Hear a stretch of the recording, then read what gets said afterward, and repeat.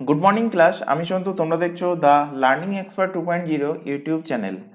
আজকে তোমাদের ফিজিক্সের ওপর থেকে থাকছে 16 নম্বর ক্লাস, এবং 16 নম্বর ক্লাসে আমরা যে টপিকটা পড়ছিলাম সেটা নিয়ে আমরা আজকের ক্লাসে কন্টিনিউ করব, অর্থাৎ মোশন। আমরা অলরেডি মোশনের ওপর থেকে 7টা পার্টে ক্লাস দেখে নিয়েছি। আজকে তোমাদের থাকছে 8 নম্বর ক্লাস মোশনের ওপর থেকে, অর্থাৎ পার্ট নাম্বার 8 ক্লাস। তো এর আগের দিনের ক্লাসে আমরা জেনেছিলাম যে নিউটনের দ্বিতীয় গতিসূত্র, এবং জেনেছিলাম যে ইম্পালস কাকে বলে, ইম্পালসের রিলেশন জেনেছিলাম। এছাড়া দেখেছিলাম আমরা নিউটনের দ্বিতীয় গতিসূত্র থেকে বল এবং বলের ঘাতের মধ্যে সম্পর্ক, অর্থাৎ ফোর্স অ্যান্ড ইম্পালসের মধ্যে সম্পর্ক। এছাড়া আমরা দেখেছিলাম F equal to M A, অর্থাৎ বল সমান কি ভর ইন্টু ত্বরণ। এবং এর উপর থেকে আমরা যে সমস্ত নিউম্যারিক্যালগুলো আসে সে সমস্ত নিউম্যারিক্যাল নিয়ে আমরা এর আগের দিনের ক্লাসে আলোচনা করেছিলাম। আজকের ক্লাসে আমরা দেখব নিউটনের তৃতীয় গতিসূত্র। তো নিউটনের আশা করি প্রত্যেকে প্রথম গতিসূত্র, তৃতীয় গতিসূত্র বা এর আগে ইউনিট অ্যান্ড ডাইমেনশনের ক্লাসগুলো হয়ে গেছে, এবং মোশনের কিছু টপিকও কিন্তু অলরেডি হয়ে গেছে। সেগুলো যদি না দেখে থাকো, উপরে আই বাটনে লিঙ্ক শো হচ্ছে, সেটার উপর ক্লিক করো, অথবা এই চ্যানেলের ডেসক্রিপশন বক্সটা ফলো করো, তার মধ্যে প্রিভিয়াস ক্লাসের প্লে লিস্টের লিঙ্ক দেওয়া আছে। সেটার উপর ক্লিক করলে প্রিভিয়াস ক্লাসগুলো তোমরা সেখান থেকে পরপর দেখে নিতে পারবে। তো শুরু করছি আজকের ক্লাস। ফার্স্টে লেখো নিউটনের তৃতীয় গতিসূত্র, অর্থাৎ Newton's third law of motion. Newton's third law of motion, অর্থাৎ নিউটনের গতির তৃতীয় নিয়ম। নিউটনের গতির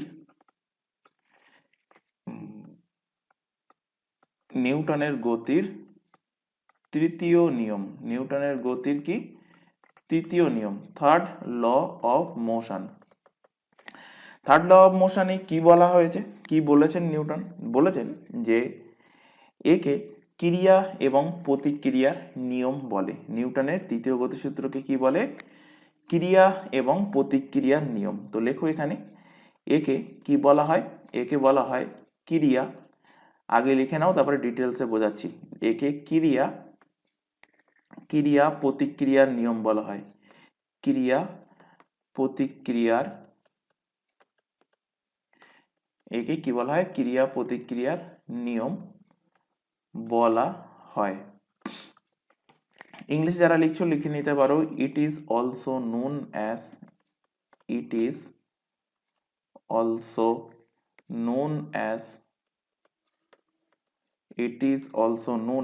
অ্যাকশন অ্যান্ড রিয়াকশন ল।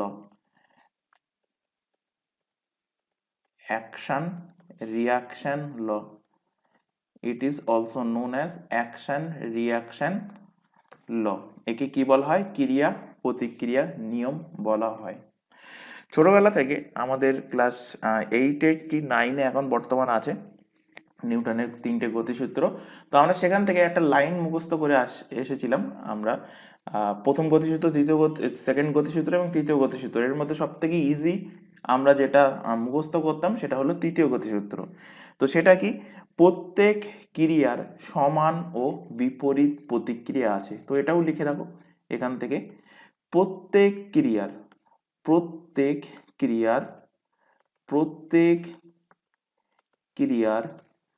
সমান ও বিপরীত, প্রত্যেক ক্রিয়ার কি সমান ও বিপরীত প্রতিক্রিয়া আছে। ইংলিশে যারা লিখছো লিখে নিতে পারো যে এভরি অ্যাকশন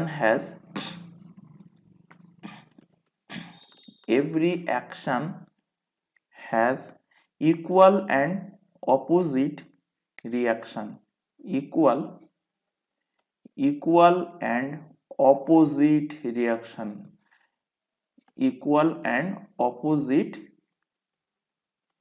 রিয়াকশন। এই যে ইকুয়াল অ্যান্ড অপোজিট, এই যে শব্দ দুটো, এই দুটো কিন্তু most important. Equal and opposite, প্রত্যেক ক্রিয়ার কি সমান এবং বিপরীত কি আছে? প্রতিক্রিয়া আছে। আচ্ছা, এখান থেকে আরেকটা লাইন লিখে রাখো। যেমন আমরা নিউটনের প্রথম গতিসূত্র থেকে বলের কি পেয়েছি, বলের আমরা সংজ্ঞা পেয়েছি। দ্বিতীয় গতিসূত্র থেকে আমরা বলের সূত্র পেয়েছি। তেমনি এখান থেকে কোশ্চেন দেয় নিউটনের তৃতীয় গতিসূত্র থেকে আমরা কি পাই। তো নিউটনের তৃতীয় গতিসূত্র থেকে আমরা বলের প্রকৃতি বা বলের নেচার সেটা আমরা জানতে পারি। কিভাবে জানতে পারি, দেখো এখানে সাপোজ ধরো এটা একটা দেয়াল, এটা একটা দেয়াল, এই দেয়ালের ওপরে কি হচ্ছে, ফোর্স অ্যাপ্লাই হচ্ছে, এই দেয়ালের ওপরে বল প্রয়োগ হচ্ছে। তো দেয়ালের ওপরে সাপোজ ধরো 50 নিউটন, আমি ধরে নিচ্ছি 50 নিউটন বল প্রয়োগ হচ্ছে। তো দেয়াল কি করবে, দেয়াল সাথে সাথে কিন্তু প্রতিক্রিয়া বল দেখাবে, এবং প্রতিক্রিয়া বল কোন দিকে দেখাবে, অপোজিট ডিরেকশানে। প্রতিক্রিয়া বল কোন দিকে দেখাবে, অপোজিট ডিরেকশানে, এবং সেই প্রতিক্রিয়া বলের মান ক্রিয়া বলের মানের সমানই হবে। অর্থাৎ 50 নিউটন যে বল অ্যাপ্লাই হয়েছিল সেই সেম একই পরিমাণ কি হবে, 50 নিউটন প্রতিক্রিয়া বল হবে। প্রতিক্রিয়া কি হচ্ছে, প্রতিক্রিয়া বল ক্রিয়েট হবে। অর্থাৎ এখান থেকে সংজ্ঞাতেই দেখতে পাচ্ছ যে প্রত্যেক ক্রিয়ার সমান এবং কি বিপরীত প্রতিক্রিয়া আছে।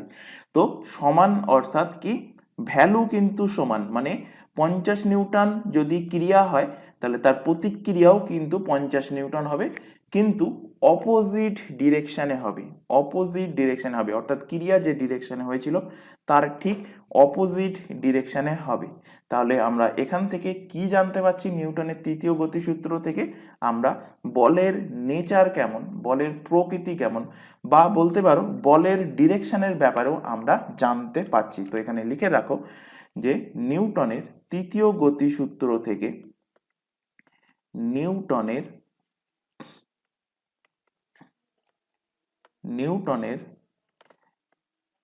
তৃতীয় গতিসূত্র থেকে বা গতিসূত্র দ্বারা, নিউটনের তৃতীয় গতিসূত্র দ্বারা বলের অর্থাৎ ফোর্সের আমরা নেচার অর্থাৎ প্রকৃতি বা দিক, ডিরেকশনের ব্যাপারে আমরা জানতে পারি, ডিরেকশনের ব্যাপারে জানা যায়। তাহলে নিউটনের তৃতীয় গতিসূত্র থেকে কি জানা যায়, বলের প্রকৃতি কেমন, বলের ডিরেকশন কোন দিকে অ্যাপ্লাই হচ্ছে সেটার ব্যাপারে কিন্তু আমরা জানতে পারছি। আচ্ছা, এখান থেকে নেক্সট লেখো নিউটনের তৃতীয় গতিসূত্র থেকে আমরা কোন কোন জিনিস জানতে পারি। তো এখানে লেখো, এই জায়গায় হেডিং করো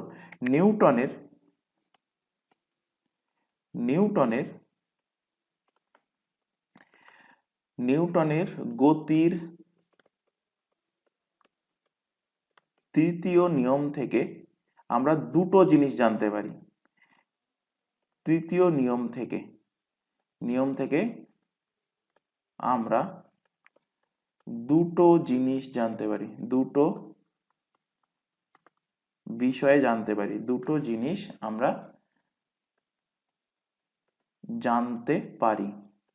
কি কি সেই দুটো জিনিস, ভালোভাবে এখানে যে উদাহরণটা দিলাম, উদাহরণটা দেখো, যে কোনো একটা বল, সাপোজ আমি ধরে নিয়েছি 50 নিউটন বল একটা দেয়ালের ওপরে কি হচ্ছে, একটা দেয়ালের ওপরে অ্যাপ্লাই হচ্ছে, এবং দেয়াল কি করছে, সাথে সাথে সেই সেম পরিমাণ বল, একদম 50 নিউটন বল কি করছে, প্রতিক্রিয়া বল হিসাবে অপোজিট ডিরেকশনে কি করছে, রিয়াক্ট করছে। তাহলে এখান থেকে আমরা কি বুঝতে পারলাম এখান থেকে। আচ্ছা, আরেকটা এক্সাম্পল দিই, এর আগের দিন কোশ্চেনে করিয়েছিলাম, মানে লাস্টে যে কোশ্চেনগুলো করানো হয় তার মধ্যে করিয়েছিলাম যে একটা টেবিলের ওপরে একটা বই থাকলে এবং ওপর থেকে যদি বই টেবিলের ওপরে অ্যাকশন বল প্রয়োগ করে তাহলে রিয়াকশন বল কোথা থেকে কোথায় প্রয়োগ হবে, এরকম একটা কোশ্চেন ছিল এর আগের দিন। তো ধরে নাও এটা টেবিলের ওপরে ধরো এখানে একটা বই আছে, টেবিলের ওপরে ধরো একটা বই রাখা আছে, এবার কি হচ্ছে, অ্যাকশন বল অর্থাৎ ক্রিয়া বল কোথায় কিভাবে ক্রিয়া করছে, ক্রিয়া বল বই কি করছে, টেবিলের ওপরে ক্রিয়া করছে, কোন দিকে, নিচের দিকে এবং তার পাশাপাশি টেবিল কি করছে, টেবিল এই বইয়ের ওপরে প্রতিক্রিয়া বল সমান এবং বিপরীত প্রতিক্রিয়া বল কিন্তু এই বইয়ের ওপরে সে কি করছে, বইয়ের ওপরে অ্যাপ্লাই করছে। তো এটা হলো কি বুক, আর এটা ধরে নাও টেবিল। তাহলে এখান থেকে কি বুঝলে, এখান থেকে নিউটনের তৃতীয় গতির সূত্র থেকে একটা জিনিস ক্লিয়ারভাবে বুঝতে পারছি যে এখানে বল সব সময় কিন্তু জোড়াতে অ্যাপ্লাই হচ্ছে, বল কি হচ্ছে সবসময় জোড়া অর্থাৎ পেয়ারে অ্যাপ্লাই হচ্ছে। তো ফার্স্ট এখানে লেখো, আমরা কি দেখতে পেলাম, আমরা দেখতে পেলাম বল সব সময় সর্বদা বা সব সময়, বল সব সময় পেয়ারে, পেয়ার অর্থাৎ জোড়াতে, জোড়াতে কি হচ্ছে, জোড়াতে অ্যাপ্লাই হচ্ছে, জোড়াতে অ্যাপ্লাই হচ্ছে। সেকেন্ড জিনিস আমরা এখান থেকে কি দেখতে পাচ্ছি, এই উদাহরণ থেকে এখান থেকে আমরা ক্লিয়ারলি আরেকটা জিনিস দেখতে পাচ্ছি যে অ্যাকশন ফোর্স অর্থাৎ ক্রিয়া বল এবং রিয়াকশন ফোর্স অর্থাৎ প্রতিক্রিয়া বল, এই দুটো কি হচ্ছে, আমি এক জায়গা থেকে টেনেছি, মানে যেখানেই অ্যাকশন বল ক্রিয়া করছে সেখান থেকেই কি রিয়াকশন বল দেখিয়েছি না। তো অ্যাকশন বল অ্যান্ড রিয়াকশন বল অর্থাৎ ক্রিয়া বল এবং প্রতিক্রিয়া বল আলাদা আলাদা বস্তুর ওপরে লাগে এবং অপোজিট ডিরেকশানে লাগে, ভেরি ভেরি ইম্পর্টেন্ট। এবং এখান থেকে তোমাদের এমসিকিউ কোশ্চেন দেবে, লিখে নাও কি কোশ্চেন দেবে বলছি, লেখো এখানে অ্যাকশন ফোর্স, অ্যাকশন ফোর্স যাকে বাংলাতে বলা হয় ক্রিয়া বল ও রিয়াকশন ফোর্স। আচ্ছা ইংলিশ টার্ম যেগুলো লেখাচ্ছি এতদিন বলেছি আজও বলছি আরও আরেকবার, ইংলিশ টার্মগুলো কিন্তু মুখস্থ করবে, কারণ এগুলো তোমাদের শুধুমাত্র রেলের এক্সামের জন্য সীমাবদ্ধ নয়, এগুলো যদি তোমরা এই ক্লাসগুলো কমপ্লিট করতে পারো এসএসসির এক্সাম, ডব্লিউবিসিএস এর এক্সাম, পিএসসির যাবতীয় এক্সাম, পুলিশের এক্সাম, মানে ইউপিএসসি বাদ দিয়ে আর ব্যাংক এবং এলআইসি ইন্স্যুরেন্সের এই পরীক্ষাগুলো বাদ দিয়ে বাকি যে এক্সামগুলো আছে যেখানে তোমাদের জিকে জিএস আছে প্রত্যেকটা এক্সামের জন্য অ্যাপ্লিকেবল।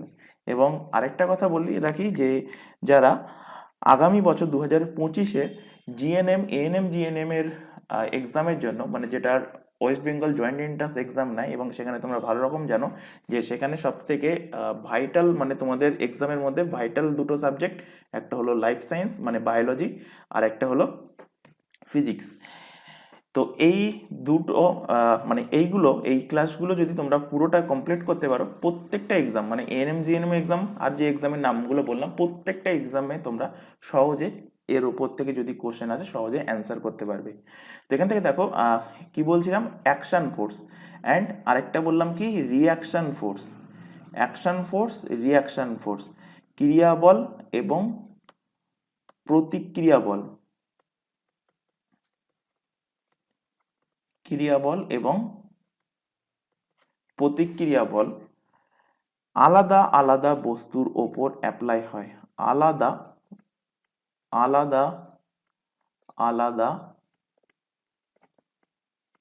আলাদা আলাদা বস্তুর ওপর লাগে, আলাদা আলাদা বস্তুর ওপর কি হয় লাগে এবং এবং বিপরীত দিকে, এবং বিপরীত দিকে অর্থাৎ অপোজিট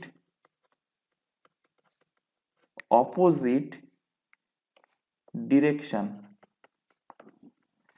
অর্থাৎ অপোজিট ডিরেকশনে লাগে, অর্থাৎ অপোজিট ডিরেকশনে লাগে। তো এক্সামে কোশ্চেন দেয় যে নিউটনের তৃতীয় গতিসূত্র অনুযায়ী অ্যাকশন ফোর্স এবং রিয়াকশন ফোর্স, বা নিউটনের কথা বলবেই না, বলবে অ্যাকশন ফোর্স এবং রিয়াকশন ফোর্সের মধ্যে এর মধ্যে কোন তথ্যটা সঠিক। তো সেখানে বিভিন্ন রকম অপশান থাকবে, তার মধ্যে থাকবে যে একই বস্তুর উপরে লাগে, তারপরে দেবে আলাদা আলাদা বস্তুর উপরে লাগে, একই বস্তুর উপরে লাগে এবং বিপরীত দিক থেকে লাগে, আলাদা আলাদা বস্তুর উপরে লাগে এবং একই দিকেই লাগে। তো এইটা মনে রাখবে যে অ্যাকশন ফোর্স এবং রিয়াকশন ফোর্স সর্বদা আলাদা আলাদা বস্তুর উপরে অ্যাপ্লাই হয় এবং সেটা কিন্তু অবভিয়াসলি অপোজিট ডিরেকশানে, মানে যেদিকে অ্যাকশন ফোর্স অ্যাপ্লাই হচ্ছে তার ঠিক অপোজিট ডিরেকশানে কী হবে, অপোজিট ডিরেকশানে রিয়াকশন ফোর্স অর্থাৎ প্রতিক্রিয়া বল কিন্তু অ্যাপ্লাই হবে। এবার দেখো নিউটনের তৃতীয় গতিসূত্রের কিছু এক্সাম্পল লেখো এখানে, এক্সাম্পল উদাহরণ, নিউটনের তৃতীয় গতিসূত্রের উদাহরণ। ফার্স্ট উদাহরণ লেখো, নিউটনের তৃতীয় গতিসূত্র, মাটিতে যদি খালি পায়ে হাঁটো দেখবে পায়ে বেশি চোট লাগে যদি চপ্পল পরে হাঁটো তার তুলনায়। তো লিখে রাখো, মাটিতে খালি পায়ে হাঁটলে, মাটিতে খালি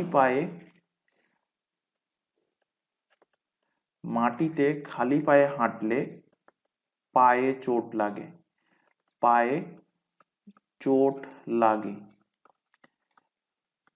চোট লাগে।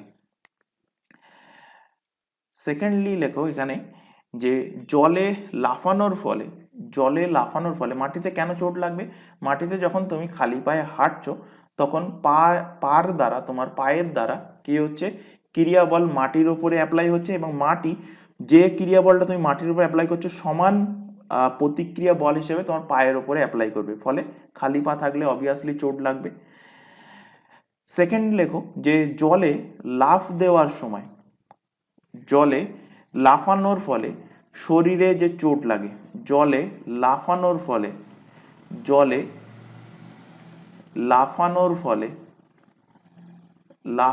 ফলে শরীরে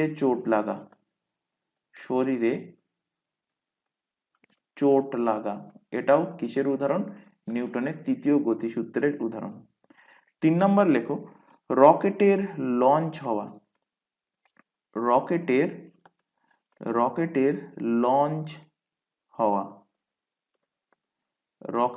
কি হওয়া, লঞ্চ হওয়া। তো রকেট কিভাবে লঞ্চ হয়, রকেট এরকম ধরনের রকেট থাকে, তোমরা আশা করি দেখেছো ইসরোর রকেট বা নাসার রকেট।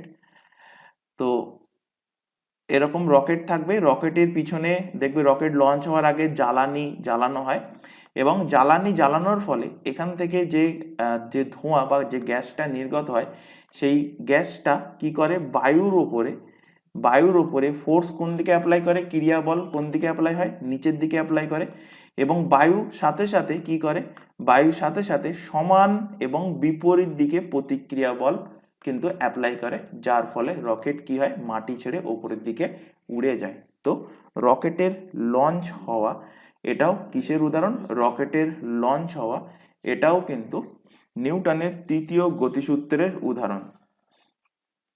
4 নম্বর লেখো, দেওয়ালে বল ছোড়ার ফলে সেই বল আবার সমান বেগে কিন্তু রিটার্ন আসে, দেখবে দেওয়ালে বল ছোড়ার ফলে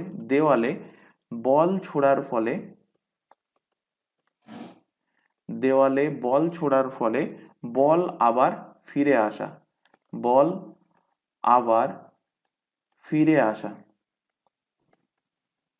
ফিরে আসা নিউটনের তৃতীয় গতিসূত্রের উদাহরণ।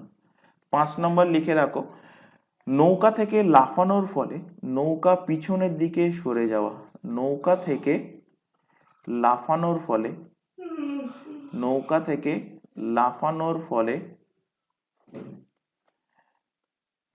নৌকা পিছনের দিকে সরে যাওয়া, নৌকা পিছনের দিকে সরে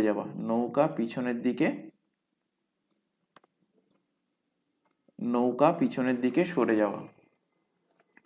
6 নম্বর এক্সাম্পল লেখো, বন্দুক থেকে গুলি নিক্ষেপের পর দেখবে বন্দুক কি হয়, বন্দুক কিন্তু পিছনের দিকে সরে আসে। বন্দুক বা কামান থেকে গুলি বা গোলা বারুদ নিক্ষেপের পর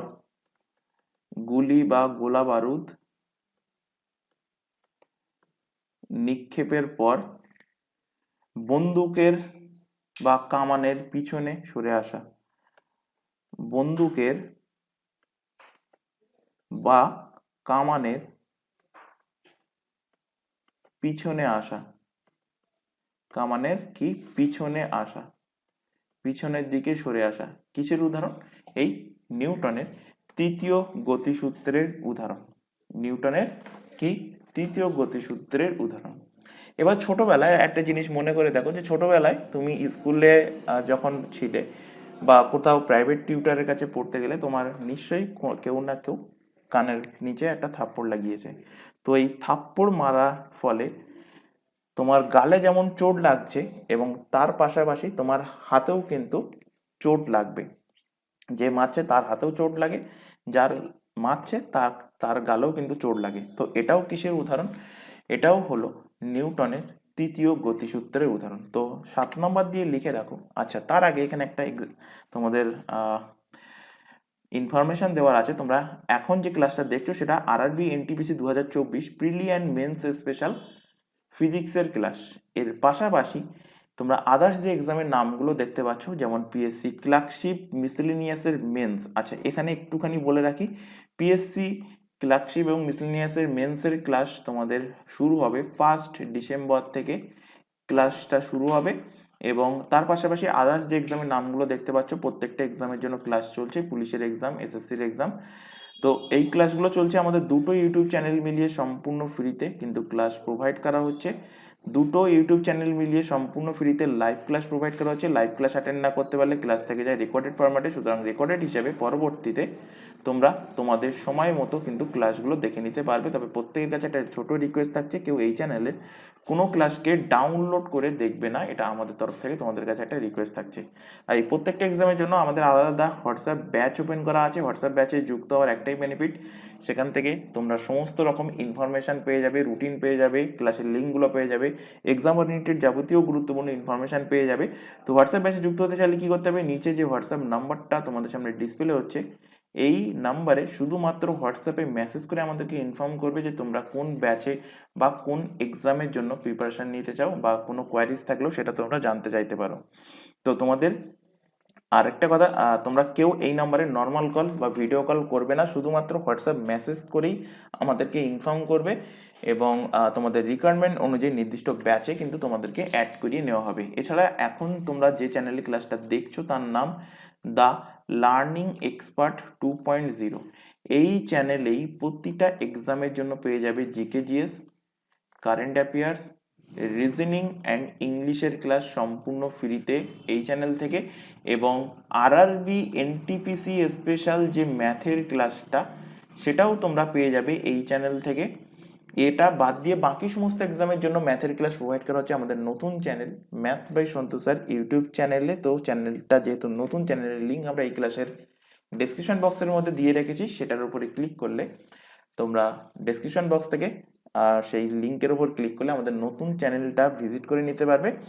এবং প্রত্যেককে বলবো চ্যানেল দুটোকে সাবস্ক্রাইব করে বেল আইকনকে অল নোটিফিকেশন সেট করে নিতে, এবং রেগুলার বেসিসে ক্লাস চলছে, রেগুলার বেসিসে চ্যানেল দুটো থেকে ক্লাসগুলো তোমরা রেগুলার বেসিসে ফলো করবে। আচ্ছা, আমরা দেখছিলাম নিউটনের তৃতীয় গতিসূত্রের এক্সাম্পল। তো লাস্ট এক্সাম্পল যেটা বললাম সেটা লিখে নাও এখান থেকে। কি বললাম যে 6টা হয়ে গিয়েছিল। 7 নম্বর, যে থাপ্পড় মারার ফলে হাতে চোট লাগা, থাপ্পড় মারার ফলে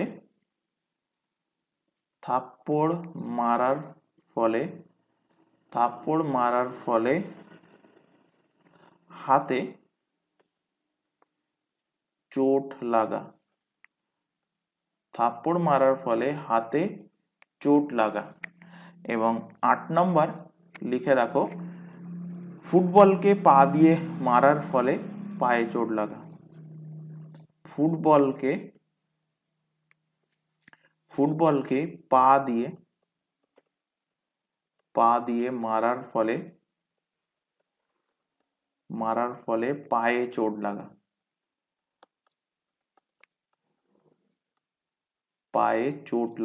পায়ে চোট পাওয়া বা পায়ে চোট লাগা। এগুলো কিসের উদাহরণ? এগুলো হলো সবকটা নিউটনের তৃতীয় গতিসূত্রের উদাহরণ। এরপর এখানে এই বন্দুকের ব্যাপারে যেটা বললাম, বন্দুক বা কামান, যে বন্দুকের গুলি ছুটলে বন্দুক কি হয়, পিছনের দিকে ছুটে আসে, পিছনের দিকে কিছুটা চলে আসে। তো এটার ব্যাপারে ডিটেলসে জানার আগে, তার আগে আরেকটা টপিক আছে, সেটা আমাদের জানতে হবে, আরেকটা কনসেপ্ট, সেটা হলো কি law of conservation of momentum, অর্থাৎ ভরবেগের সংরক্ষণ সিদ্ধান্ত। তো নেক্সট হেডিং করো এখান থেকে, ল অফ কনজারভেশন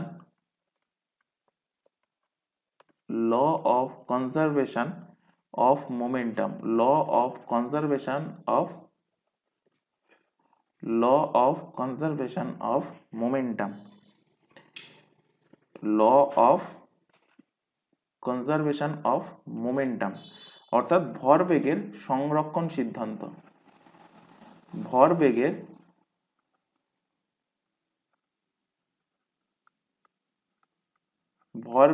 সংরক্ষণ সিদ্ধান্ত, ভরবেগের সংরক্ষণ সিদ্ধান্ত। তো ল অফ কনজারভেশনটা কি, তার আগে দেখো এক্সাম্পল দিয়ে বোঝাই। তার আগে দেখো যে দুটো বস্তু আছে, সাপোজ ধরো দুটো বস্তু,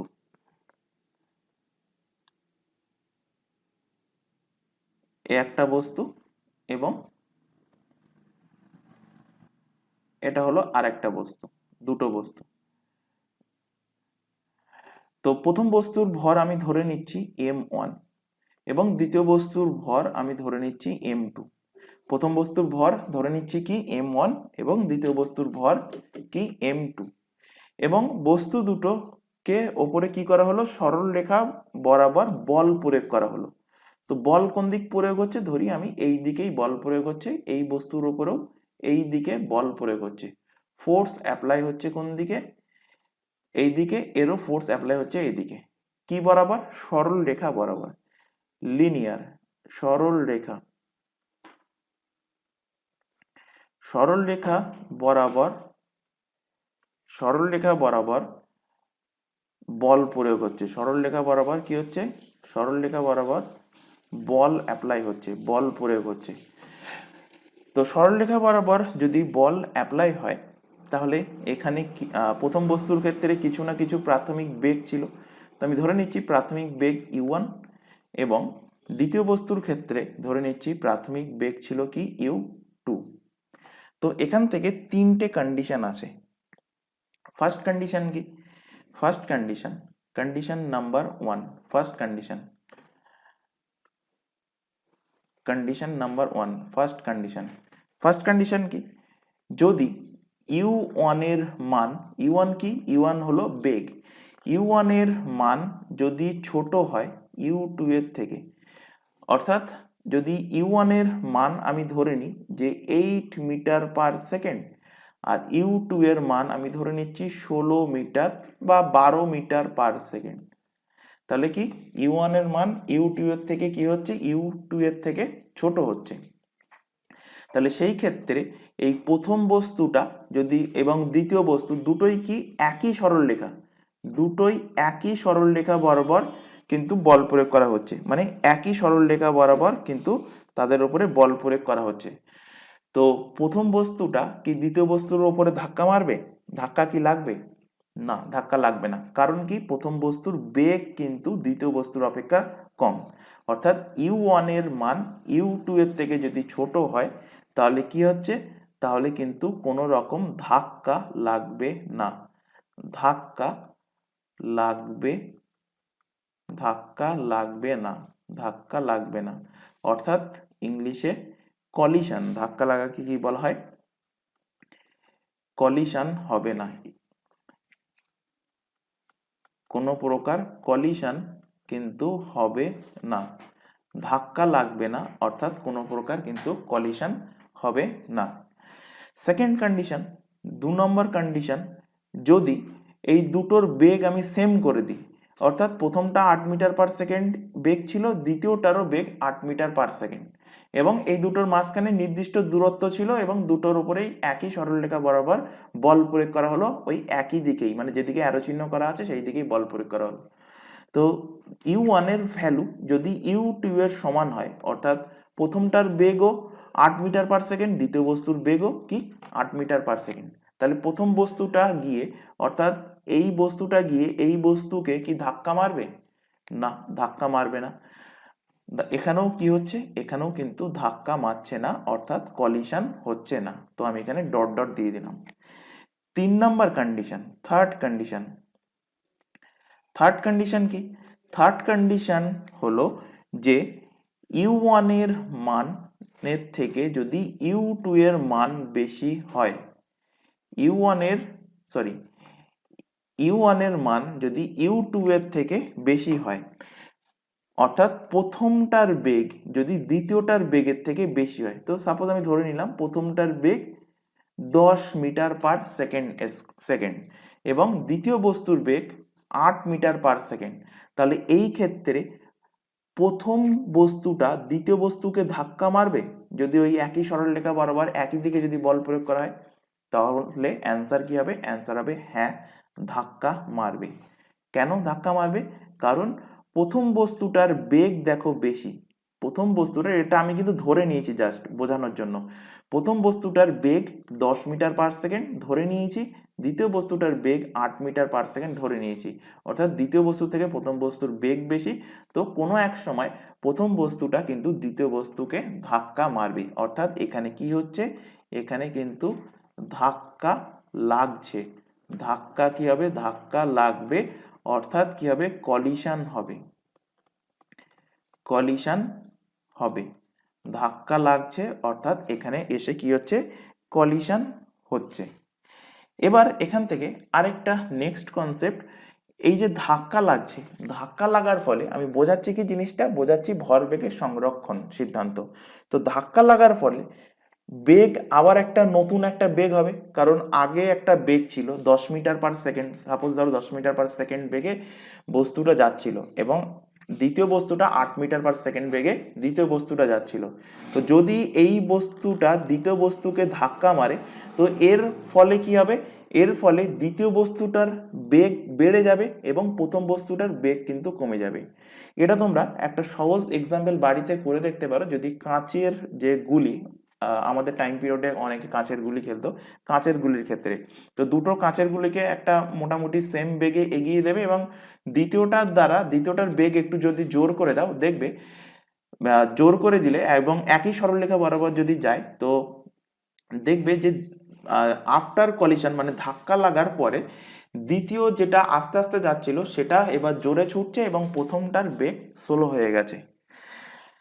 তো এখান থেকে সেকেন্ড যে কনসেপ্ট আসছে, ধাক্কা লাগার পর, অর্থাৎ আফটার কলিশন ধাক্কা লাগার পরে। তো ধাক্কা লাগার পরে কি হচ্ছে? প্রথম বস্তু দ্বিতীয় বস্তু, তো প্রথম বস্তুর ভর সেম থাকবে, সে ধাক্কা লাগার পরে হোক বা আগে হোক, ভর কিন্তু কখনোই চেঞ্জ হবে না। সেটা তুমি পৃথিবীতে থাক বা যে কোনো গ্রহে যাক, ভর সবসময় কিন্তু কি থাকবে? কনস্ট্যান্ট থাকবে। মানে ভর, যে বস্তুর ভর যা, সব জায়গায় ভর কিন্তু সেম থাকবে। অর্থাৎ এখানে প্রথম বস্তুর ভর m1 ছিল, তো m1ই থাকবে, দ্বিতীয় বস্তুর ভর m2 ছিল, m2ই থাকবে।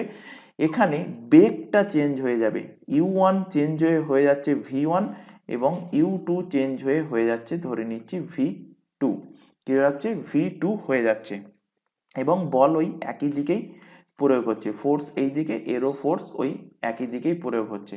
তখন এই ক্ষেত্রে আফটার কলিশন ধাক্কা লাগার পর কি হচ্ছে? ধাক্কা লাগার পর হচ্ছে v1 এবং v2 বড় কোনটা হয়ে যাচ্ছে? v2 বেশি হয়ে যাচ্ছে, v1 এর থেকে।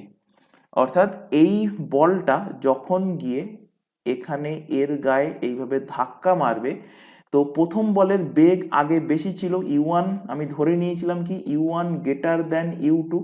তো যখন ধাক্কা মারছে তখন কি হয়ে যাচ্ছে? ধাক্কা মারার পরে v2 এর মান কিন্তু, মানে u2টা চেঞ্জ হয়ে v2 হয়ে যাচ্ছে। এবং চেঞ্জ হওয়ার কারণ কি প্রথম বস্তুটা যে ধাক্কাটা মারছে, ধাক্কা মারার ফলে দ্বিতীয় বস্তুটার বেগের পরিবর্তন হচ্ছে এবং প্রথম বস্তুটারও বেগের পরিবর্তন হচ্ছে, পরিবর্তন হয়ে অন্তিম বেগ হচ্ছে v1 এবং অন্তিম বেগ দ্বিতীয় বস্তুটার ক্ষেত্রে হচ্ছে v2। এবং এখানে দ্বিতীয় বস্তুটার বেগ হয়ে যাচ্ছে বেগ কমে যাচ্ছে প্রথম বস্তুটার থেকে আফটার কলিশনের ফলে। তো এখান থেকে ভরবেগের সংরক্ষণ সিদ্ধান্ত কি বলছে, ল অফ কনজারভেশন মোমেন্টাম কি বলছে, বলছে যে ধাক্কা লাগার আগে ভরবেগের যে যোগফল ছিল, তো ধাক্কা লাগার আগে ভরবেগ কি ছিল, দেখো আমরা ভরবেগ পড়ে এসেছি এর আগের দিনের ক্লাসে। ভরবেগকে আমরা কি দ্বারা ডিনোট করি, পি দ্বারা ডিনোট করি। পি সমান কি, পি সমান ভর ইন্টু কি বেগ। ভরবেগকে আমরা পি দ্বারা ডিনোট করি, ভরবেগ সমান কি ভর ইন্টু বেগের গুণফল। তো প্রথম বস্তুর ক্ষেত্রে কি ছিল, প্রথম বস্তুর ক্ষেত্রে ছিল এটা প্রথম বস্তু ফার্স্ট, এটা দ্বিতীয় বস্তু, এটা প্রথম বস্তু ফার্স্ট, এটা হলো সেকেন্ড বস্তু। তো প্রথম বস্তুর ক্ষেত্রে ভরবেগ ছিল প্রথমে কি পি সমান m1u1, m1u1, p1 ধরে নিতে পারো এটাকে, পি ইনিশিয়াল, পি আই ধরে নিচ্ছি। এবং ইনিশিয়াল পিরিয়ডে দ্বিতীয় বস্তুর ক্ষেত্রে ভরবেগ কি ছিল, m2u2 ছিল। এবং ফাইনাল রেজাল্টে কি আসছে, ভরবেগ pf, pf সমান কি m1v1। এই pf pi এই সমস্ত কি, এগুলো সব এর আগের যে ক্লাসগুলো হয়েছে সেখানে কিন্তু ডিটেলসে পড়ানো হয়েছে। তাই প্রত্যেককে বলছি ফিজিক্সের ক্লাসের ক্ষেত্রে যদি প্রিভিয়াস ক্লাস না দেখে থাকো তাহলে কিন্তু বুঝতে অসুবিধা হবে।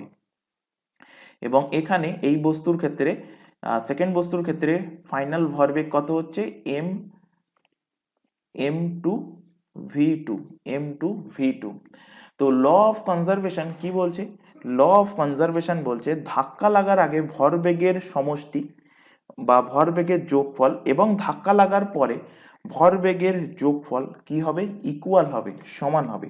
তো লেখো এখানে ল অফ কনজারভেশন কি বলছে, বলছে ধাক্কা লাগার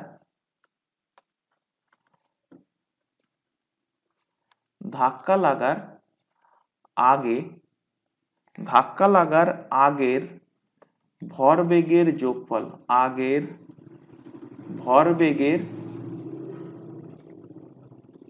ধাক্কা লাগার আগের ভরবেগের যোগফল এবং ধাক্কা লাগার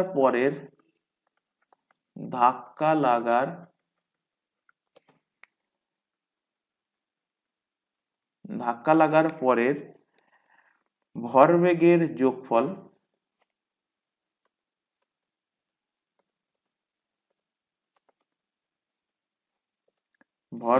যোগফল কি হবে, সমান হবে। ভরবেগের যোগফল কি হবে, সমান হবে।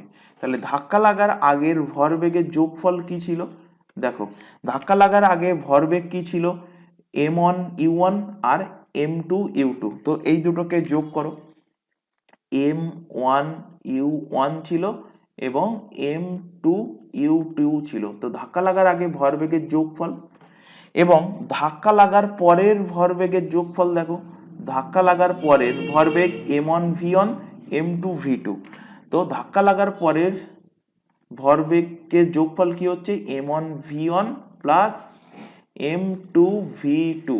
এই দুটো কি হবে বলছে, এই দুটো ইকুয়াল হবে, সমান হবে। তো এটাই হলো ভরবেগের সংরক্ষণ সিদ্ধান্ত, law of conservation of momentum. ভরবেগের সংরক্ষণ সূত্র কি, ধাক্কা লাগার আগের ভরবেগের যোগফল এবং ধাক্কা লাগার পরের ভরবেগের যোগফল কি হবে, সমান থাকবে। অর্থাৎ ভরবেগের কিন্তু পরিবর্তন হবে না। অর্থাৎ কি বলছে, অর্থাৎ ভরবেগ অর্থাৎ মোমেন্টাম কি থাকে, সব সময় সংরক্ষিত থাকে, সব সময় সংরক্ষিত কি থাকে, সংরক্ষিত থাকে। এবার আসবো বন্দুকের গুলির ওপর থেকে কোশ্চেন, বা বন্দুকের গুলির ওপরে যে কনসেপ্ট আছে সেটা নিয়ে আমরা ডিসকাস করব। কারণ বন্দুকের ওপর থেকে কোশ্চেন দেয়, যে কোশ্চেন এরকম দিয়ে দেবে যে এত কেজির বন্দুক, এত গ্রামের বুলেট, এত স্পিডে যদি ফায়ার করা হয় তাহলে বন্দুকটা কত বেগে পিছনের দিকে সরে আসবে, বা বন্দুকের রিকয়েল ভেলোসিটি, এই পিছনের দিকে সরে আসাকে বলা হয় কি রিকয়েল ভেলোসিটি। রিকয়েল ভেলোসিটি কত হবে, এরকম ধরনের কিন্তু কোশ্চেন তোমাদের এক্সামে দেয়। তো এবার নেক্সট কনসেপ্টে চলে আসো। তার আগে ছবি আঁকছি, হাসবে না। বন্দুকের ছবি আঁকছি জাস্ট বোঝানোর জন্য, কারণ আমি ড্রয়িং টিচার না, তো জাস্ট বোঝানোর জন্য। এই ধরো এখানে বন্দুক, এই হলো বন্দুক, বন্দুকের ট্রিগার এটা, আর বন্দুকের মধ্যে মনে করো বুলেট এখানে আছে, এইভাবে বুলেট আছে। তো এটা কি, এটা হলো বুলেট, বন্দুকের গুলি, এটা হলো কি গান, গান। তো যখন বন্দুক আমি ফায়ার করিনি সেই মতো অবস্থায় বন্দুকের গুলি এরকম অবস্থায় থাকবে, আর যখন আমি জাস্ট ফায়ার করব তখন কেমন হবে, যখন আমি ফায়ার করে দেব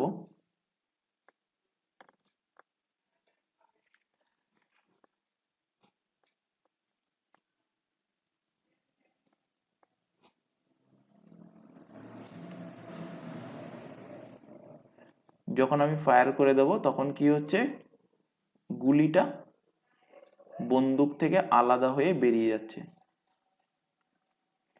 আলাদা হয়ে কি হচ্ছে বেরিয়ে যাচ্ছে। তাহলে এখানে দুটো ছবি আঁকলাম, যখন ফায়ার করা হয়নি প্রথম ছবিটা, আর দ্বিতীয় ছবিটাতে কি হচ্ছে বন্দুকটাকে ফায়ার করা হচ্ছে। গুলি করার আগে লিখে রাখতে পারো এটা,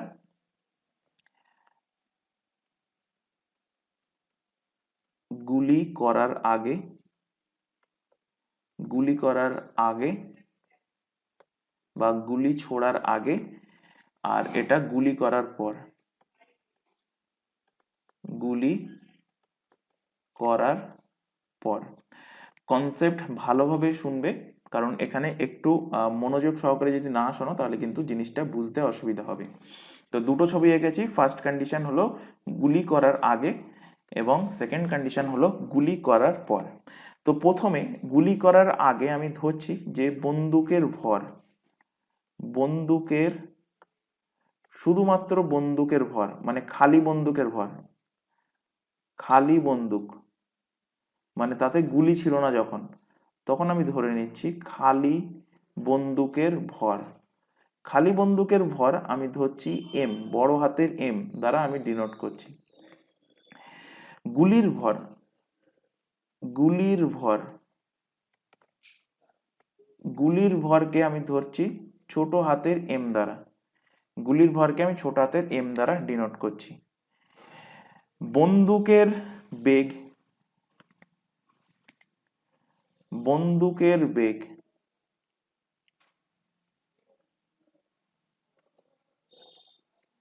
বন্দুকের বেগকে আমি যদি ডিনোট করি ইউজি দ্বারা, বন্দুকের বেগকে ডিনোট করি, এবং গুলির বেগ, গুলির বেগ, গুলির বেগকে আমি ডিনোট করছি ইউজি মানে জি ফর গান, আর বন্দুকের প্রাথমিক বেগকে আমি ডিনোট করছি, সরি গুলির প্রাথমিক বেগকে আমি ডিনোট করছি bullet for B, U B দ্বারা আমি ডিনোট করছি। তাহলে এখানে আমি কি ধরেছি, বন্দুকের ভর এম বড় হাতের, গুলির ভর আমি ধরছি ছোট হাতের এম, বন্দুকের বেগ আমি ধরছি প্রাথমিক বেগ, বন্দুকের প্রাথমিক বেগ আমি ধরছি বন্দুক ফায়ার করার আগে, গুলি করার আগে ইউ জি, জি ফর গান, আর বুলেটের প্রাথমিক বেগ আমি ধরছি ইউ বি, বি ফর হলো কি বুলেট। তো গুলি করার পর কি হচ্ছে, গুলি করার পর বন্দুকের ভর এবং গুলির ভর সেম থাকবে, তো সেগুলো আমি এখানে লিখে নিই। বন্দুকের ভর, কারণ ভরের কোনো পরিবর্তন হবে না, বন্দুকের ভর, বন্দুকের ভর কি থাকছে সেম থাকছে, গুলির ভর, গুলির ভর এটাও কি সেম থাকছে ছোট হাতের এম। বন্দুকের বেগ এখানে এসে পরিবর্তন হবে, বন্দুকের বেগ আর গুলির বেগ, গুলির বেগ। তো বন্দুকের বেগ আমি ধরে নিচ্ছি ভিজি, বন্দুকের বেগ আমি ধরে নিচ্ছি ভিজি, জি ফর গান। আর গুলির বেগ আমি ধরে নিচ্ছি বি ফর হলো বুলেট। তাহলে এক্ষুনি আমরা যে law of conservation of momentum দেখে আসলাম, অর্থাৎ ভরবেগের সংরক্ষণ সিদ্ধান্ত আমরা যেটা জেনে আসলাম, সেই সিদ্ধান্ত অনুযায়ী এখান থেকে ভরবেগ আমরা পাচ্ছি। তো ভরবেগ কি? ভরবেগ দেখো, বন্দুকের ভরবেগ এম ইন্টু ইউজি। আর গুলির ভরবেগ কি? গুলির ভরবেগ ছোট হাতের এম ইন্টু ইউভি। তো এই দুটোর যোগফল কার সমান হবে?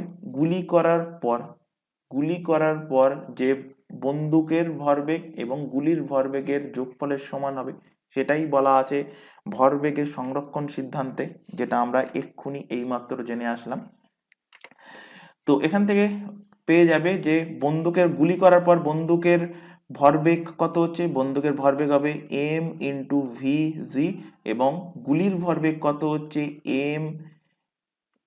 ছোট হাতের এম ইন্টু ভিবি, ছোট হাতের এম ইন্টু ভিবি। এদের যোগফল কি হয়ে যাচ্ছে? ভরবেগের সংরক্ষণ সূত্র অনুযায়ী সমান হয়ে যাচ্ছে। তো এটাকে আমি নেক্সট পেজে লিখছি, কারণ এর পরে এর উপর থেকে ভেঙে আরো জিনিস বোঝাবো। তো এখানে নেক্সট পেজে যেটা লিখলাম, আগের পেজে যেটা লিখলাম সেটা এখানে লিখছি এম ইন্টু ইউজি প্লাস ছোট হাতের এম ইন্টু ইউবি প্লাস বড় হাতের এম ভিজি প্লাস ছোট হাতের এম ভিবি। তো এটা আমরা জেনে পেলাম কোথা থেকে?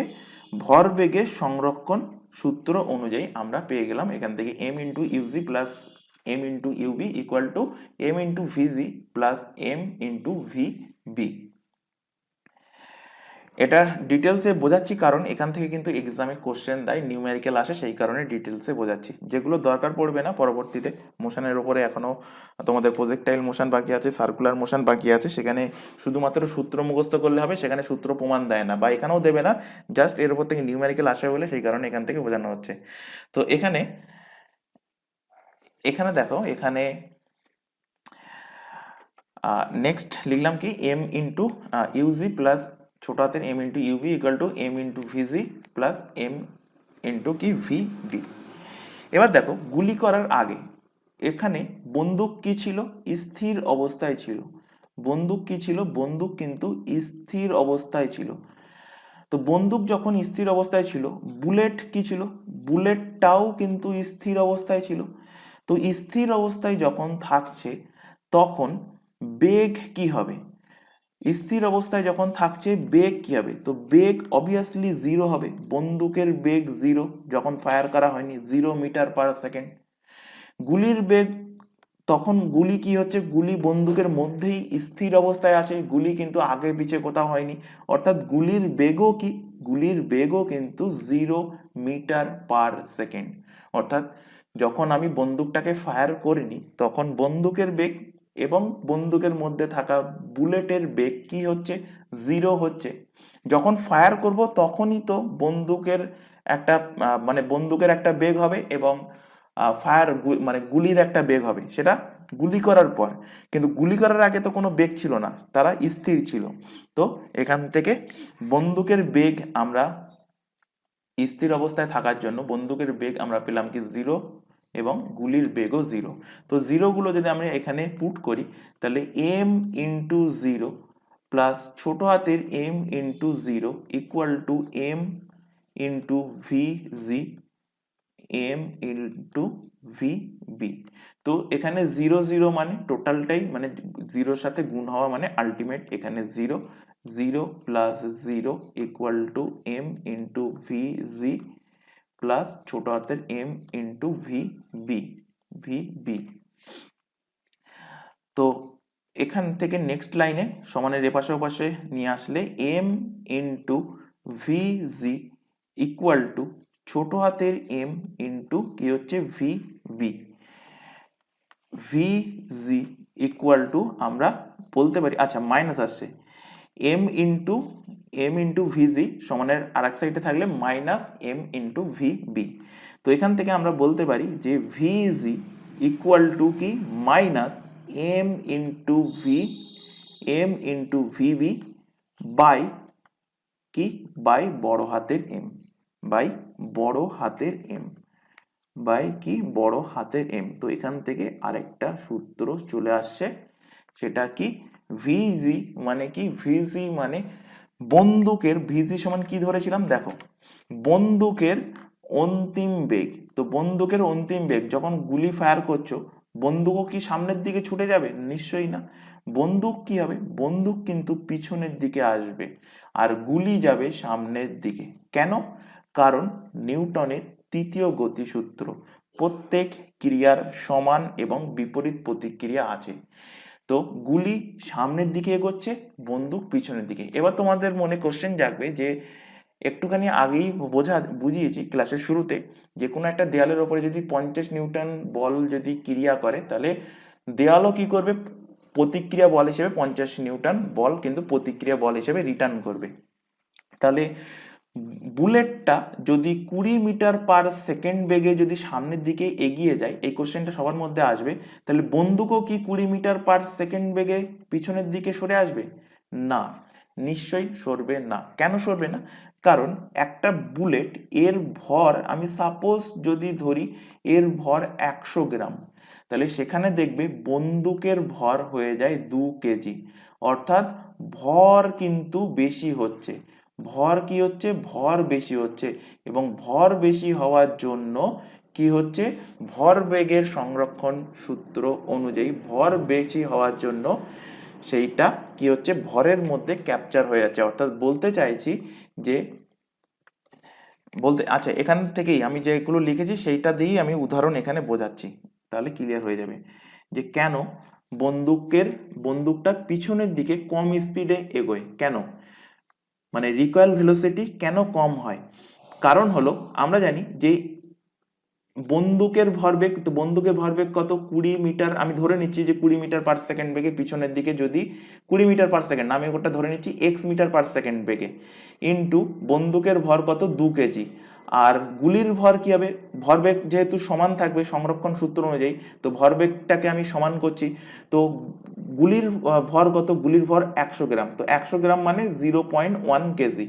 আর এগোচ্ছে কত বেগে, 20 মিটার পার সেকেন্ড বেগে এগোচ্ছে, তো ইনটু লিখলাম কত, 20।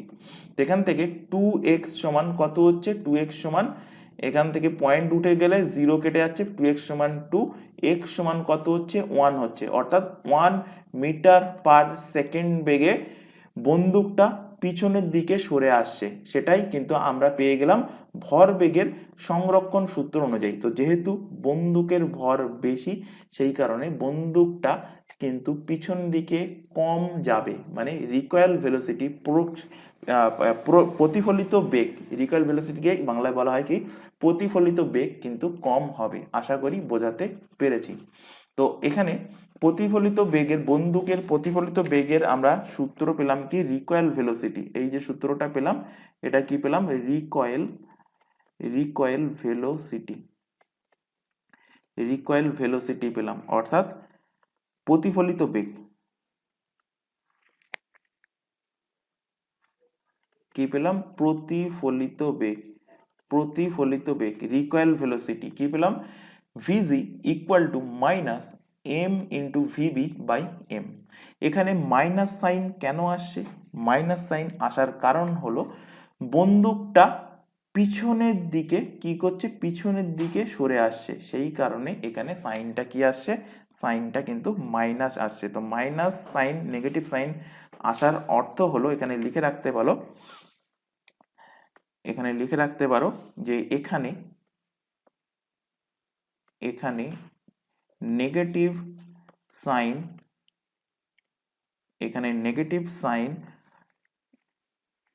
নেগেটিভ সাইনের অর্থ পিছনের দিকে বেগ পিছনের দিকে অ্যাপ্লাই করা। এর অর্থ হলো কি, বেগ পিছনের দিকে অ্যাপ্লাই করা, বেগ পিছনের দিকে, বেগ কি হবে, পিছনের দিকে অ্যাপ্লাই হবে। তাই বন্দুক থেকে গুলি ছোড়ার পর বন্দুক পিছনের দিকে আসে।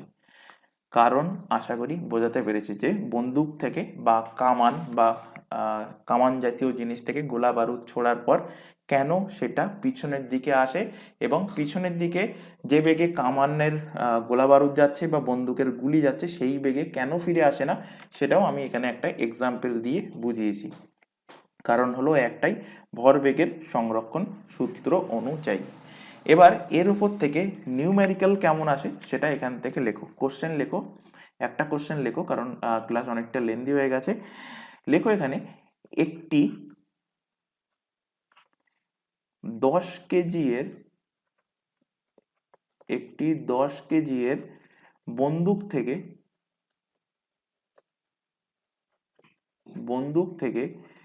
100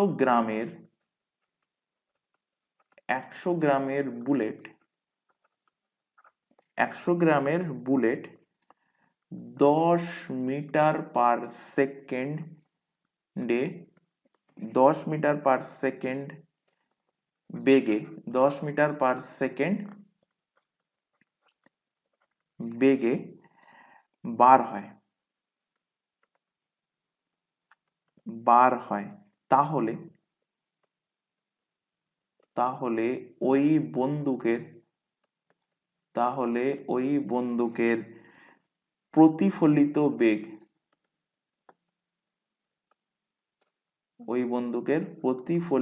বেগ অর্থাৎ রিকয়েল ভেলোসিটি কত হবে? সবাই বার করো। রিকয়েল ভেলোসিটি এত সময় যে কনসেপ্ট বোঝালাম তার ওপর থেকেই কোশ্চেন। রিকয়েল ভেলোসিটি কত হবে? সবাই নিজে নিজে আগে বার করার চেষ্টা করো। রিকয়েল ভেলোসিটি কত হবে? এই রিকয়েল ভেলোসিটি কত হবে?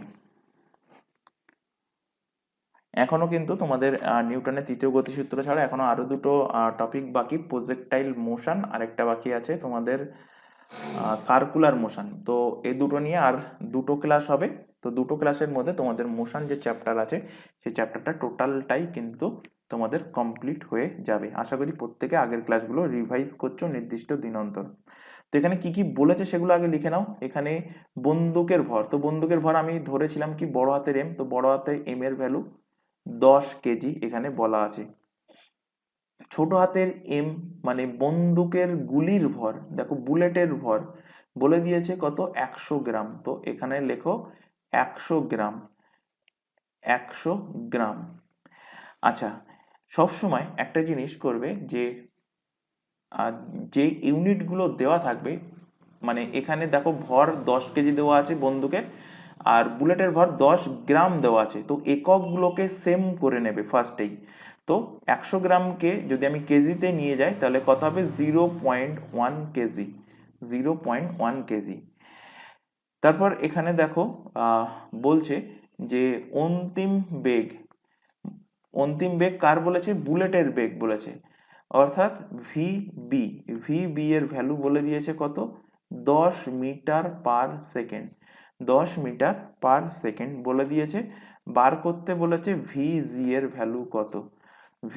ভ্যালু কত বার করতে বলেছে, অর্থাৎ বন্দুকের রিকয়েল ভেলোসিটি কত। তো দেখো এক্ষুনি আমরা পেয়েছি ভিজি সমান, আমরা কি পেলাম এক্ষুনি, ভিজি সমান মাইনাস ছোট হাতের এম ইন্টু ভিবি বাই বড় হাতের এম। তো এখানে দেখো সবকটা ভ্যালুই বলা আছে, মাইনাস ছোট হাতের এম মানে 0.1 কেজি ইন্টু ভিবি এর ভ্যালু বলা আছে 10 metre per second by M এর ভ্যালু বলা আছে কত, 10 কেজি। তো এখান থেকে পয়েন্ট উঠে গেল, গিয়ে নিচে এখানে 0 চলে আসলো, 10 মানে 10 চলে আসলো, 10 কেটে গেল, এখান থেকে পাচ্ছ কত, এখান থেকে পাচ্ছ মাইনাস 1/10 মিটার পার সেকেন্ড, অর্থাৎ -0.1 metre per second. Minus sign কেন আসছে? কারণ হলো বন্দুকের বেগ পিছনের দিকে হচ্ছে, অর্থাৎ রিকয়েল ভেলোসিটি কত হবে? রিকয়েল ভেলোসিটি হবে 0.1 মিটার পার সেকেন্ড। তো এখান থেকেও ক্লিয়ারলি দেখতে পাচ্ছ যে তোমাদের মনের মধ্যে যদি কোশ্চেন আসে যে বুলেট যদি সামনের দিকে 10 মিটার পার সেকেন্ড বেগে যায়, তাহলে নিউটনের তৃতীয় গতিসূত্র অনুযায়ী প্রতিক্রিয়া বল হিসাবে বন্দুকটাও পিছন দিকে 10 মিটার পার সেকেন্ড বেগে কিন্তু পিছনের দিকে সরে আসা উচিত, কিন্তু বন্দুক সরছে মাত্র কত বেগে? 0.1 মিটার পার সেকেন্ড বেগে। কারণ কি? ভরবেগের সংরক্ষণ সূত্র অনুযায়ী কিন্তু এই জিনিসটা হচ্ছে। তো আশা করি আজকের ক্লাসে যেগুলো পড়ানো হয়েছে সেগুলো আশা করি ক্লিয়ার হয়েছে। এবার লাস্টে তোমাদের প্রতিদিনের মতো 3-4টে কোশ্চেন আছে, সেগুলো আমরা ডিসকাস করব। তো ফার্স্ট কোশ্চেন দেখো, the linear momentum of an object is 250 gram centimetre per second. If the velocity of the object is 5 meter per second, then the mass of the object. ভালো question, আগে নিজেরা করার চেষ্টা করো, কারণ অলরেডি কিন্তু এর আগের ক্লাসগুলোতে তোমাদের এগুলো পড়ানো হয়েছে।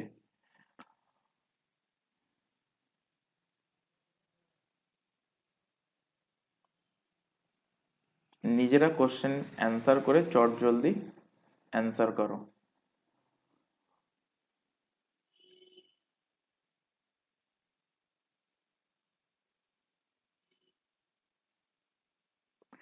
আচ্ছা, কি বলেছে এখানে? এখানে দেখো বলেছে যে linear momentum of an object, momentum অর্থাৎ ভরবেগ বলে দিয়েছে কত? 250 গ্রাম সেন্টিমিটার পার সেকেন্ড। পি এর ভ্যালু বলে দিয়েছে কত? 250 গ্রাম সেন্টিমিটার পার, কি বলে দিয়েছে? পার সেকেন্ড এখানে বলে দিয়েছে। বলেছে এখানে অন্তিম বেগ, if the velocity of the object 5 metre per second, then mass of the object. আচ্ছা, ভি এর ভ্যালু এখানে বলে দিয়েছে কি? 5 metre per second, 5 metre per second. আচ্ছা, এখান থেকে দেখতে পাচ্ছ যে মোমেন্টাম মানে বেগের যে ভ্যালুটা দেওয়া আছে, মানে বেগের যে একক দেওয়া আছে 5 মিটার পার সেকেন্ড, এটা আছে এসআই এককে, আর মোমেন্টামের ক্ষেত্রে যে এককটা দেওয়া আছে সেটা আছে কিন্তু এখানে কি? এখানে আছে সেটা সিজিএস এককে। তো সব থেকে বেটার হলো আমি যদি ভিটাকে সেন্টিমিটার পার সেকেন্ডে কনভার্ট করে নিই, তাহলে আমার সেটা সব থেকে ইজি হবে। তো 5 মিটার পার সেকেন্ডকে আমি সেন্টিমিটার পার সেকেন্ডে কনভার্ট করতে গেলে 5 মিটার সমান কত? 5 মিটার সমান কত সেন্টিমিটার? 5 মিটার সমান 5-এর সাথে 100 গুণ করতে হবে, অর্থাৎ 500 সেন্টিমিটার পার সেকেন্ড। তাহলে বেগ হয়ে গেল এখন কত? 500 সেন্টিমিটার পার সেকেন্ড। এবং আমরা পড়ে এসছি যে পি ইকুয়াল টু ভরবেগ সমান ভর ইন্টু বেগ, P equal to M V. তো পি এর ভ্যালু দেখো বলা আছে কত? 250, এম এর ভ্যালু আমার বার করতে হবে, ভি এর ভ্যালু কত? 500। তো এম সমান কি হচ্ছে? 250 বাই 500 কাটাকুটি করলে এখানে হচ্ছে এম এর ভ্যালু 1/2। 1/2 কি আসছে? 1/2 গ্রাম। এখানে দেখো 1/2 গ্রাম মানে আমি বলতে পারি 0.5 গ্রাম, 0.5 গ্রাম। তো এখানে দেখো অপশান এতে 0.5 গ্রাম আছে, অপশান নাম্বার এ এর কিন্তু সঠিক অ্যান্সার হবে। পরের কোশ্চেন চলে আসো, বলছে Newton's third law of motion explains the two forces, namely action and reaction, coming into action when the two bodies are in contact with each other. These are two forces. তো এটা already আজকের ক্লাসে পড়িয়েছি। কি পড়িয়েছি? যে সব সময় কিন্তু different বডিসের উপরে বেগটা প্রয়োগ হবে এবং অপোজিট ডিরেকশনে প্রয়োগ হবে, অর্থাৎ option B, always act on different bodies in the opposite direction, different bodies and opposite direction. পরের question, a water tank filled up to 2/3 of its height is moving with a uniform speed on sudden application of brake the water in the tank would be বলছে একটা water ট্যাঙ্কে 2/3 কি হচ্ছে 2/3 height পর্যন্ত জল ভর্তি করা ছিল, ইউনিফর্ম স্পিডে চলছিল। হঠাৎ করে যদি ব্রেক অ্যাপ্লাই করা হয় তাহলে জলটা কোথায় গিয়ে পড়বে? তো জলটা অবভিয়াসলি সামনের দিকে পড়বে। এগুলো সব অলরেডি পড়ানো হয়ে গেছে, জল সামনের দিকে পড়বে। এগুলো সব বুঝিয়েছিলাম যে ট্রেনের যাত্রী দিয়ে বুঝিয়েছিলাম যে একটা ইউনিফর্ম স্পিডে যদি চলে ট্রেন, যদি হঠাৎ ব্রেক অ্যাপ্লাই করে তাহলে যাত্রী কোন দিকে ঝুঁকে পড়বে? সামনের দিকে ঝুঁকে পড়বে। পরের কোশ্চেন দেখো, the speed of A car waiting 1500 KG increase from এত কিলোমিটার টু এত kilometre uniformly, what will be the change in the momentum of the car? Easy question. তো এখানে কি বলেছে? এখানে মাস বলে দিয়েছে, কত বলেছে? 1500 কেজি। 1500 কেজি বলে দিয়েছে মাস। ইউ বলে দিয়েছে কত? ইউ বলে দিয়েছে মানে প্রাথমিক বেগ বলে দিয়েছে দেখো 36 kilometre per hour. 36 kilometre per hour বলে দিয়েছে, কি বলে দিয়েছে? প্রাথমিক বেগ। এবং অন্তিম বেগ বলেছে কত? 72 কিলোমিটার পার আওয়ার। জানতে চাইছে যে change in momentum. Change in মোমেন্টামকে কি বলে? ইম্পালস, বলের ঘাত বা আবেগ বলা হয়, ইম্পালস বলা হয়। এবং চেঞ্জ ইন মোমেন্টাম কি হচ্ছে? চেঞ্জ ইন মোমেন্টাম অর্থাৎ এখান থেকে বার করো যে ইনিশিয়াল মোমেন্টাম কি ছিল? ইনিশিয়াল মোমেন্টাম PI সমান কি M ইন্টু ইউ। তো M কত? 1500, ইউ কত? 36, একক কি হবে? KG, kilometre per hour. এবং ফাইনাল মোমেন্টাম কি ছিল? PF সমান হবে MV। তো M এর ভ্যালু 1500, V এর ভ্যালু কত? 72, এখানেও একক হচ্ছে কেজি, কিলোমিটার পার আওয়ার। তো এদের ডিফারেন্স বার করতে বলেছে। এখানে কি বলেছে? যে চেঞ্জ ইন মোমেন্টাম কি হবে সেটা বার করতে বলেছে। তো চেঞ্জ ইন মোমেন্টাম কি হচ্ছে? Change in momentum,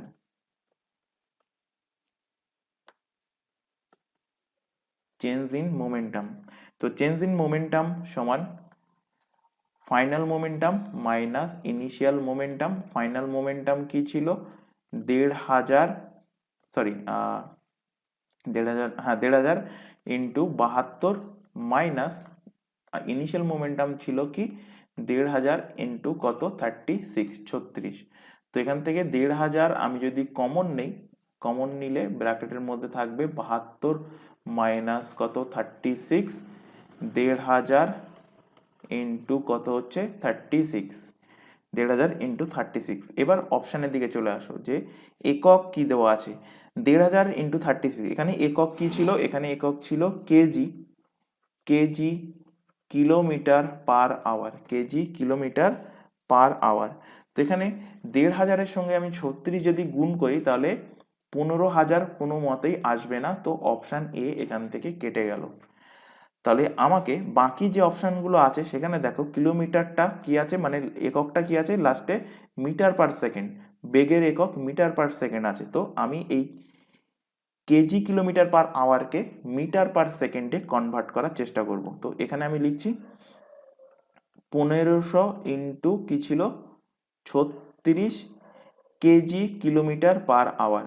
KG kilometre, একক কি ছিল? KG kilometre per hour. তো কিলোমিটারকে যদি আমি মিটারে কনভার্ট করি তাহলে এর সঙ্গে কত গুণ করতে হবে? এর সঙ্গে আমার 1000 গুণ করতে হবে। তো 1000 গুণ করলে এখানে কিলোমিটার হটে গিয়ে হয়ে যাবে কি মিটার। আর আওয়ারটাকে মানে ঘন্টাটাকে আমি যদি সেকেন্ড করি, ঘন্টাটা বাই আওয়ার আছে মানে KG metre per hour, hour মানে নিচে আছে। তাহলে ঘন্টাকে সেকেন্ড করতে গেলে আমাকে কি করতে হবে? নিচে 60 ইন্টু 60 দিয়ে ভাগ করতে হবে, কারণ 1 ঘন্টা সমান কত? 60 ইন্টু 60 মানে 3600 সেকেন্ড। 3600 সেকেন্ড দিয়ে ভাগ করতে হবে। তো এখান থেকে আমি 0 0 কাটছি, এখান থেকে 0 0 কেটে গেল, 6 6 36, তো 36 টোটাল কেটে গেল। তো এখান থেকে পড়ে থাকছে দেখো 15, আর এখানে 3টে শূন্য, 15,000 কেজি মিটার পার সেকেন্ড। এবার দেখো এটা আছে অপশান বিতে 15,000 কেজি মিটার পার সেকেন্ড, তো অ্যান্সার হয়ে যাবে option number B 15,000 KG metre per second. তো এই ছিল আজকের ক্লাসের লাস্ট কোশ্চেন। আশা করি যেগুলো বোঝানো হয়েছে আজকের ক্লাসে সেগুলো সব ক্লিয়ার হয়েছে। বিশেষ করে ভরবেগের সংরক্ষণ যে সিদ্ধান্ত সেটা ভালোভাবে ক্লাস শেষ হওয়ার পর আরও একবার রিভিশন করবে। যদি বুঝতে অসুবিধা হয় তো বলবো প্রত্যেককে আরও একবার ক্লাসটাকে রিমাইন্ড করে দেখো, তাহলে আশা করি ক্লিয়ার হয়ে যাবে। তারপরেও অসুবিধা থাকলে কমেন্ট বক্সে কমেন্ট করে জানাও। পরবর্তী ক্লাস হোক বা কোনো একটা ডাউট ক্লিয়ারিং ক্লাস রেখে সেখানে তোমাদের ডাউটগুলো ক্লিয়ার করা হবে। তো ক্লাস ভালো লাগলে অবশ্যই ক্লাসটাকে লাইক করবে, তোমার বন্ধুবান্ধবের মধ্যে শেয়ার করবে যারা আরআরবি, এনটিপিসি বা আদার্স অন্যান্য কম্পিটিটিভ এক্সামের জন্য প্রিপারেশান নিচ্ছে। তো আজকের ক্লাস এই পর্যন্ত, নেক্সট দেখা হবে পরবর্তী ক্লাস নিয়ে। Thank you.